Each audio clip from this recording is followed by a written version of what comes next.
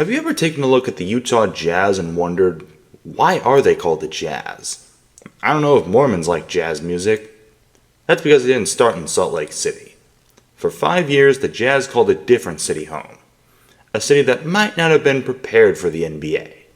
They were the New Orleans Jazz. Play the intro.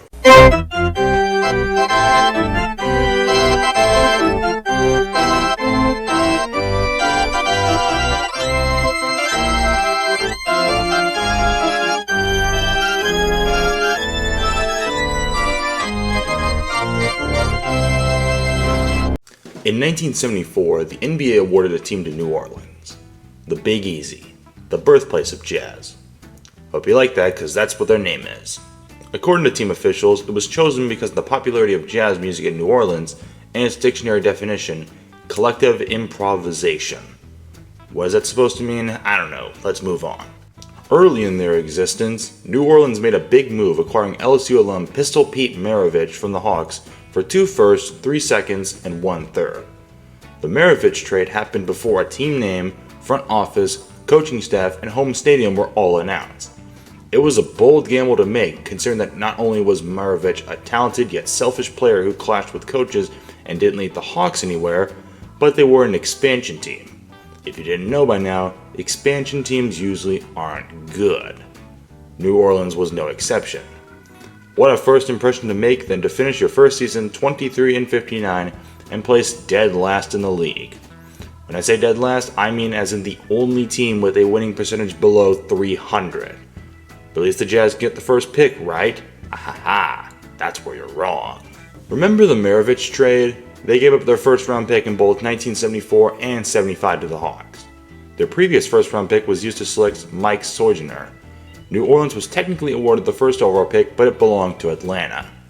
It was used to select David Thompson. Sojourner played 3 seasons but was forced to retire due to an injury. Thompson would go on to have a Hall of Fame career. Not for the Hawks, but with the Nuggets via the ABA draft and later the Supersonics. So the pick didn't help Atlanta, but New Orleans could have used them. Their second season showed some improvement. The Jazz finished with a better by default 38-44 record.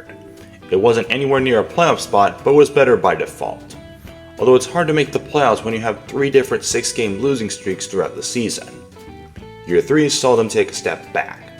They were mediocre throughout the beginning, even as they fired Butch Van Bredekoff and replaced him with Elgin Baylor, despite having a record over 500. Then came a slide down the standings with another 6-game losing streak in January. A few more 5-game losing streaks and a worse 8-game losing streak took New Orleans out of the playoff hunt and saddled them with a slightly worse than last year 35-47 record. Their 4th season saw the Jazz get close. They had a 10-game winning streak in late January and early February, and with a 36-37 record, they were on the doorstep of a playoff spot. Unfortunately, the wheels fell off with a 6-game losing streak that knocked them out of the playoff hunt, even with winning 3 straight to end the year. At 39-43, New Orleans wasn't terrible, just mediocre. Maybe they might have a chance to make it work. The next year, however, saw the Jazz implode. They started out meh, then lost more games than they won. Then, 2 different 6-game losing streaks effectively ended their season. It would also be their last season in New Orleans. But why? The Jazz flip-flopped between home arenas in their first season, splitting games at Loyola Fieldhouse and Municipal Auditorium, both of which had small capacities.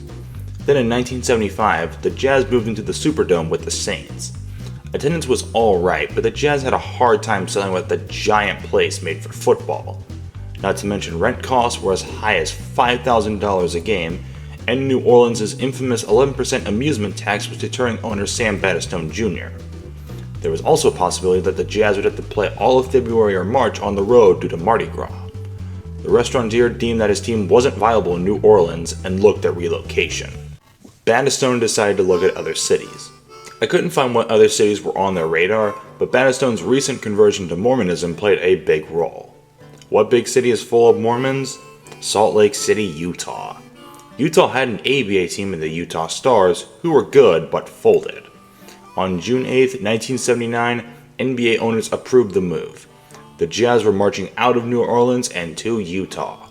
Now the $1,000,000 question everyone is asking is, why did Utah keep the name Jazz even though jazz music wasn't the most popular genre in Utah? It was because, allegedly, ownership didn't have enough money and there wasn't enough time for Utah to create a new name, logos, jerseys, and branding for the next season. Remember, this was the late 70s and early 80s. Computers weren't as big as they are now and the internet had not been invented yet. It would take a while, but the Utah Jazz became a formidable team. Led by Karl Malone and John Stockton, the Jazz became one of the strongest and most exciting teams in the 90s. Despite this, the Jazz would only make the NBA Finals twice in 1997 and 98. They just so happened to run into Michael Jordan and the Bulls. And that shot. Did Jordan push or not? That's a topic for another video. Today, the Jazz are really bad. They just had their worst season since their first season in New Orleans. You'll get the drill. It'll be a while before they're competitive again. At least you have Real Salt Lake and the hockey club. For New Orleans, they would have to wait almost 25 years when, in 2002, they got a team back. But the way they got a team was interesting on its own. If this video gets 2,000 likes, I'll make a video discussing the move and branding flip-flop. Thanks for watching. If you enjoyed, like, subscribe, and ring the bell. I'll see you in the next video.